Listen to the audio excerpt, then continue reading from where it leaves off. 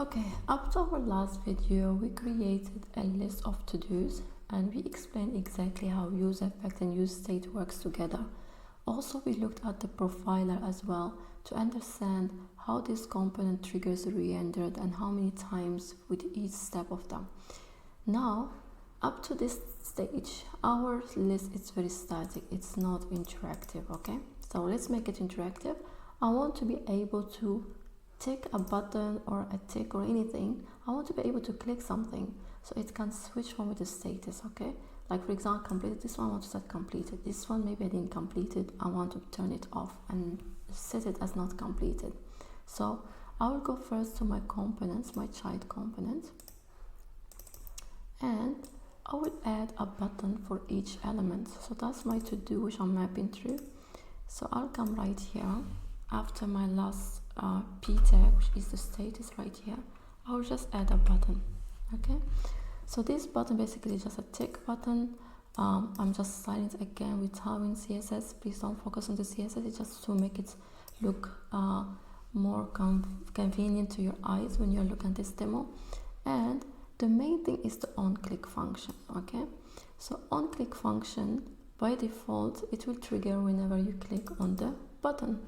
Now, what I want to do is when I click a button, I want, let's say first scenario, I want to trigger an API call to the backend so it can store for me the new data, okay? And then of course my UI have to also reflect these new changes. Now let's go and define our function. So I'll say const and I'll say toggle completion, and this toggle completion is expecting one object, okay? And the object I'm passing is to-do item. And if you remember from the response of the data, the to-do item means it is this object to be in this format. It have user ID, it have an ID, title, and completed. And I'm interested in this one because I'll be changing this. And also I'm interested in the ID because that's how I'll be knowing which object to change in our API, okay? So here I will do to-do, that's my argument, okay? Object, I'll just make a long naming so it makes sense for you. And this one, inside now we have to do some magic. Things first is we have to create a copy of our to-do, okay? And update it the completed status within it, okay? So first thing, we have to create a copy, of course, updated my to-do item, for example, my to-do object. And the way you do it, you do spread operator for to-do object, which means it will spread from this object just like this, okay? And then I will say I want the completed, the exact completed property to be changed. So you can see here anything you like, okay? Anything. But I know for me it is a boolean and to be opposite of previous value that I already have, which should be opposite of the argument I passed down to do argument. Oops, let me just copy this one so I don't do spelling mistakes. Dot completed.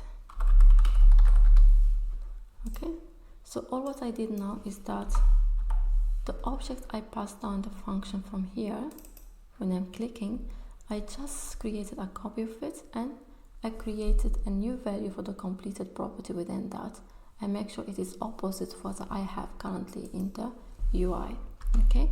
Now next thing is we have to trigger our API call. Now, of course we need a try catch block, and because the block, because API call is async call, that means this function have to be an async function, okay? Then here I'll just say await,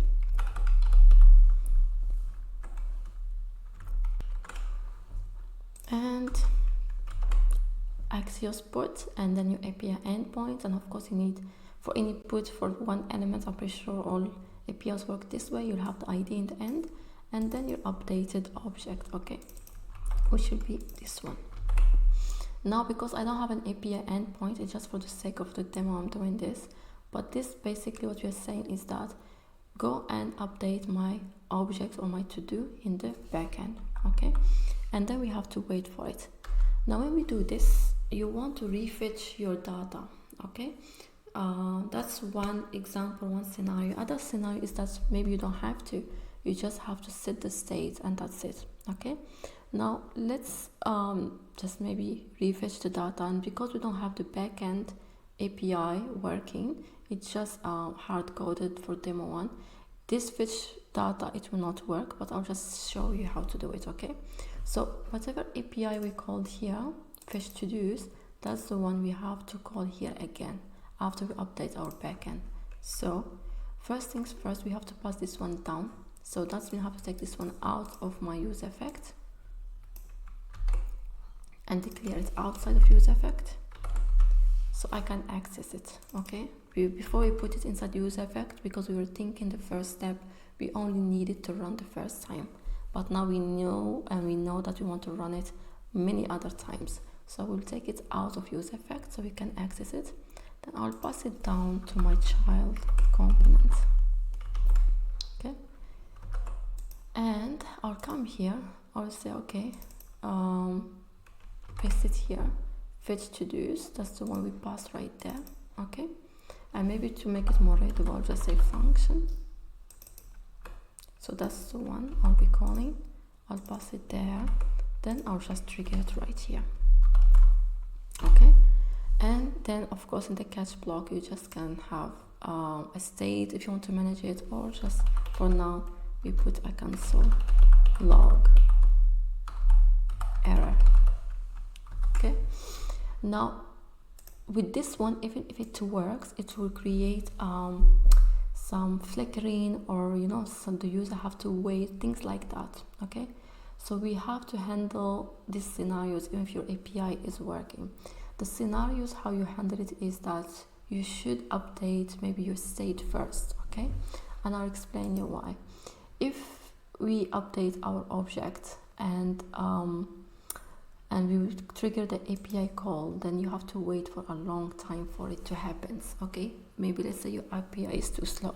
It takes 10 seconds. So let's say if you click this button, that means the user can click it again and again without seeing anything in the UI. Why? Because your API just taking 10 seconds to load, and the user doesn't know that.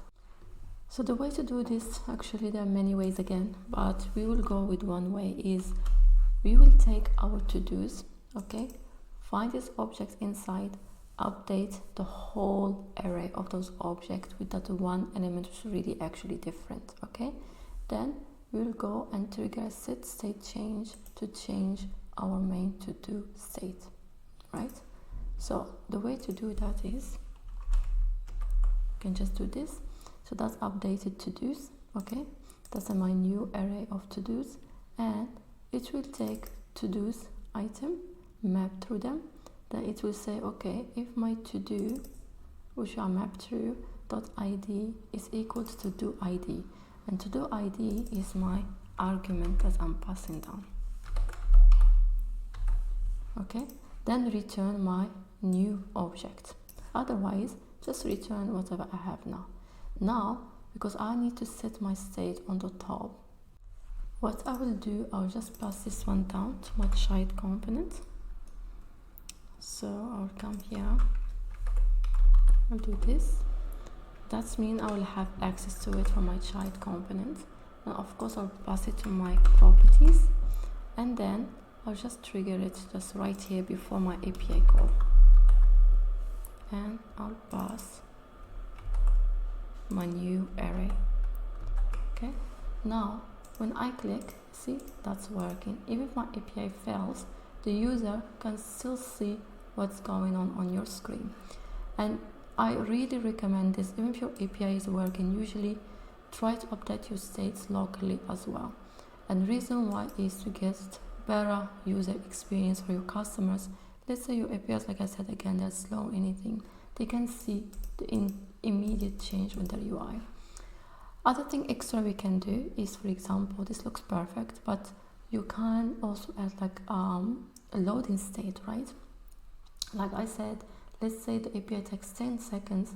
If user click, they should not be able to click again until the API loading is finished and completed. Okay, so what you can do, for example, they can still update the state, but you should not allow them to click the button enter the API loading is done. How we can do that? We will create a state called loading, and again the setup function set loading, and we do use state, and it will be false in the beginning. Okay, now what I will do is when I click the button and I'm triggering my API, I want to set my loading to true. Okay, when it's completed, I want to set loading to false, or if error happened, I want to set my loading to false too.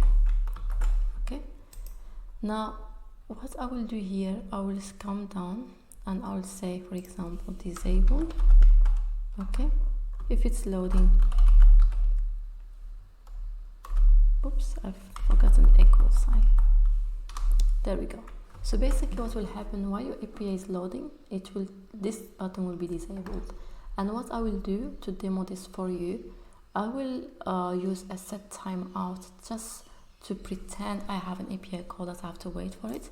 So I'll say set timeout, and let's give it, for example, 3 seconds, and I'll just move these things inside. So pretend like this one's your actual API, which is taking time. So when it's completed, it will do these actions. Okay, I'll hard refresh. That's my initial loading. Then I'll click here, and it's not working because my API was failing. So I was going in the catch block again.